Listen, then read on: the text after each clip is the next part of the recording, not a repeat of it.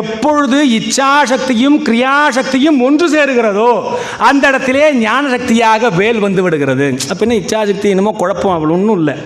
நான் உண்மையானவனாக இருக்க வேண்டும் ஆசைப்படுகின்றேன். இச்சாசக்தி, இச்சான ஆசை. நான் என்ன ஆசைப்படுறேன்? நான் நல்லவனாக உண்மையானவனாக இருக்க வேண்டும் என்று ஆசைப்படுகின்றேன். மனசில் மட்டும் ஆசைப்பட்டுட்டு டாக்ஸேஷன் வரும்போது அப்படி 4 ஃபார்மை ஏமாற்றி உள்ளே கொடுத்து பணத்தை வாங்கிட்டா அப்போது என்ன ஆகுது? மனதிலே இருக்கக்கூடிய இச்சையாகப்பட்டது என்ன பண்ணலை? செயல்முறையாக மாறல. 2வது கிரியாசக்தி.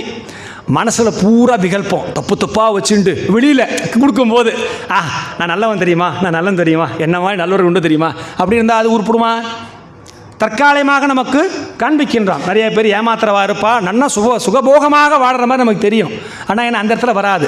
அப்போது மனம், மொழி, மெய்களால் யார் ஒருவர் நிலைநிறுத்துகிறாரோ, இச்சாசக்தியும் கிரியாசக்தியும் எப்பொழுது ஒன்று சேருகிறதோ அப்போ என்னவா மாறிடலாம்? நம்ம முருகனின் வேலாக மாறிவிட முடியும்.